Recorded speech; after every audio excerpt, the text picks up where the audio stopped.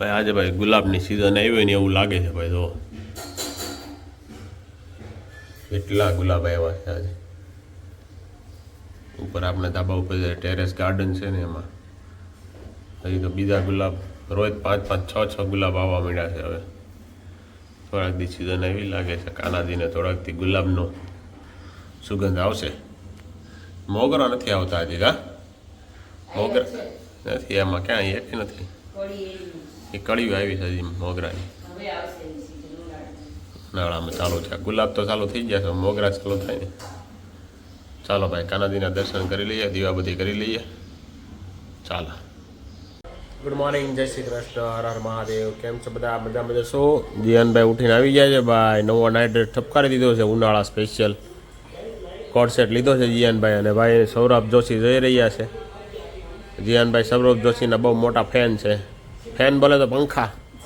ઓ બાલ કટાવી લીયા હે. સ્કૂલમાં સર્વિસ ન થાય એટલા માટે. ચાલો ભાઈ, જીયાનભાઈ વાળ કપાઈ એવા છે કારણ કે એના સ્કૂલમાં નિયમ એવો છે ને, વાળ થોડાક લાંબા થાય ને અને જો પકડાય ને એટલે માથામાં દિવેલ નાખી દે. દિવેલ એટલું નાખે ને તમારે 2 દિવસ સુધી વાળ આમ સોટી ગયા ને એટલું દિવેલ નાખી દે. તમારું રેગાડા ઉતરે ને એટલું દિવેલ નાખી દે. એટલે આ નિયમ બહુ સારો છે સ્કૂલમાં ભાઈ. એટલે વાળ બધાને હે ને માપના ટૂંકા કરાવીને જ જવાના, એ રીતનું છે ભાઈ. ચાલો બાકી આપણે જઈએ છીએ ઓફિસ. વાગ્યા છે 8:45. આ બાજુ આરામ ફરમા રહ્યા છે અને નીવાબેન ગયા છે સ્કૂલે. અને જીયાનભાઈને હવે કાલથી તો ફૂલ ટાઈમ થઈ જાય ને સ્કૂલનો. જીયાનભાઈને ભાઈ ફૂલ ટાઈમ થઈ જવાનો છે સ્કૂલનો. અત્યાર સુધી સારું હતું, 10 થી 1નો હતો, હવે 12 થી 5નો ટાઈમ થઈ જાય. એટલે જીયાનભાઈને થોડુંક હમણાં તકલીફ પડશે. જીયાનભાઈ હે નહીં પડે આમ તો તારે સારું. ક્યાં બપોર ઓછા તને ઊંઘ ન આવતી? અહીંયા ઘરમાં અહીંયા નિયમ છે અમારો. ઘરમાં 5 વાગ્યા પછી હેઠું ઉતરવાનું. એટલે એની કરતાં બપોર ઓછા રહી જાય ને ઘરમાં આટા મારતો, એની કરતાં સ્કૂલે ભણી તો જે 5 કલાક સુધી હવારમાં મજા આવે એને રખડવાની. નીચે સૂટ છે આપણે, પણ બપોર વસારે ક્યાંય જવાનું નહીં કારણ કે બધા સૂતા હોય ને એટલા માટે. ખોટા સૂતા હોય ને પછી બાયું કાંઈ ખીજાય બીજાય એની કરતાં બરાબર ને. અને તડકો એટલો પડે છે અત્યારે એટલે હવે તો જીયાનભાઈ અમુકને ઓવાર મજા આવશે. 5 વાગ્યા પછી આવીને રખડવાનું સીધું જ તે. હા 6 વાગ્યા ઠેઠ આવે છે સ્કૂલેથી. બોલ ત્યાં બધા દોસ્તારો આવી જાય ને પણ તારે. ચાલો બાકી હવે નીકળી રહ્યા છીએ ઓફિસ તરફ. ને ભાઈ આપણી આ તો બાલ પ્રકાશની આ ચોપડી આવી ગઈ છે, આ છેલ્લી છે આ વર્ષની.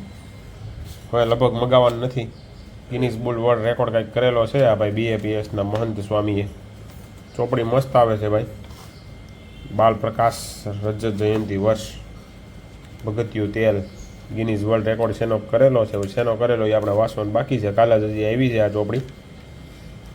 એટલે એવું છે બધું.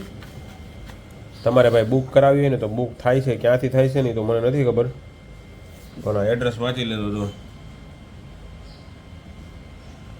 અને બીજું શું છે આમાં એ નથી ખબર મને. નકર હું તમને કહેત કે ક્યાં સુધીનું છે એમ. પણ બુક થાય છે એટલે તમને આખા વર્ષ 70 રૂપિયામાં આખું વર્ષ આપે છે ચોપડી. તો તમારે લેવી હોય તો તમે પણ લઈ શકો છો.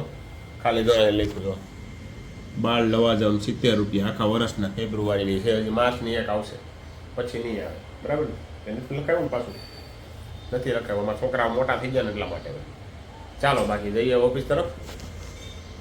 જીયાનભાઈ છે ને જો ઠંડુ પાણી કર્યું છે, એની અંદર મોઢું બોળી રહ્યા છે. જો એની ક્યાંક રીલ જોઈ ગયો છે ને, એ કે મજા આવે છે. એ કે તેદુનો હોય ને આવું કરે રોજ બપોર વસારે. હમણાં હવે આજનો દી છે, પછી કાલનોથી તો સ્કૂલે એ છે આવા ટાઈમ ઉપર. એટલે એવું પાણી ઠંડુ મોઢે લગાડવાનું બંધ કરી દે. ચાલો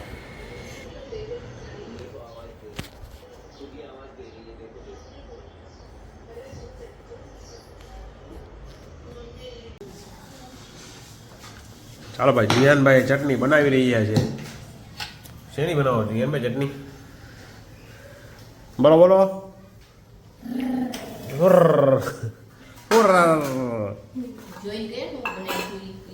હું નાખી ભૂલાઈ ગયું.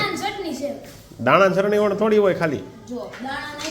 હા હા મરચી છે, લસણ છે, ઓકે લીંબુ છે, ઓકે મીઠું છે, ઓકે ખાંડ છે.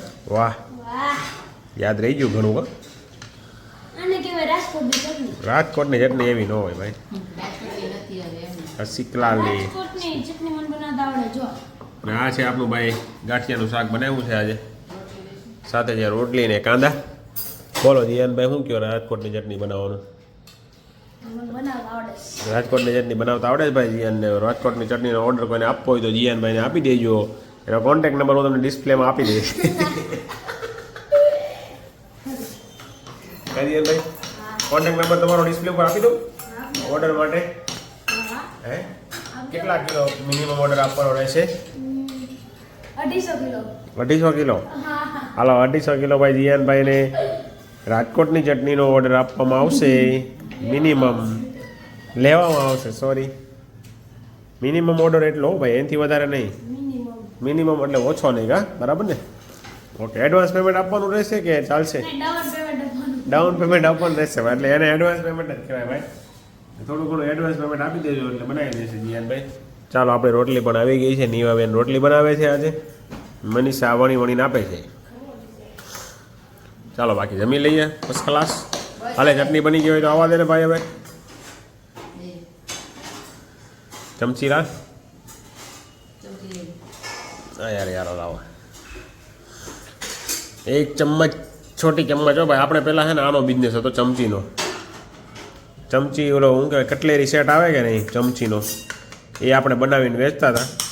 પણ ઓલો જીએસટી આવ્યો ને તો એમાં બધું ગફલા ખો ગયા ને, તો એમાં વેચવું ન પોસાણું એટલે આપણે બંધ કરી દીધું બધું. એટલે આપણે કટલેરી સેટમાં પ્લાસ્ટિકની પ્રોડક્ટ વેચવાનું બંધ કરી દીધું. ઘણા આપણે લોસ એરિયામાં બધાને મફતમાં બાંટી દીધા આખા કટલેરી શોર્ટ. મોટી ચમચી આવે 6 નાની ચમચી આવે 6 પેલી મંચુરિયનની ચમચી આવે ને 6 ઓલી બટર લગાવવાની ચમચી આવે, એટલી બધી આવે. 500 રૂપિયાનો સેટ આવે, 100 રૂપિયામાં આપણે આપી દીધા બધાને શેરીમાં. વેચવા જ નતા ભાઈ, જીએસટી આવ્યું ને એમાં બધું ડખે ચડી ગયું હતું ગાદિયાન. ચાલો બાકી હવે જમી લઈએ ફર્સ્ટ ક્લાસ. આ રીતનું કંઈક છે. જીયાનભાઈ જો મને નાખ થોડોક જીરું મસાલો, જલજીરા જ રાખે આખું પડીકું તો. આનો હે ને આપણો ચાય બસ ઢગલી કરી દીધી તેલા ભાઈ. આમ જો તો ખરા એમાં ખારું થઈ જાય. શું કહેવાય છાશ મસાલો બનાવવાનો છે, એમાં એડ કરવાનું છે, એટલા માટે બની ગયો છે. પણ અત્યારે ટેસ્ટિંગમાં હાલે છે, અલગ અલગ પ્રકારનો બનાવીએ છીએ. ચાલો ભાઈ જમી લઈએ.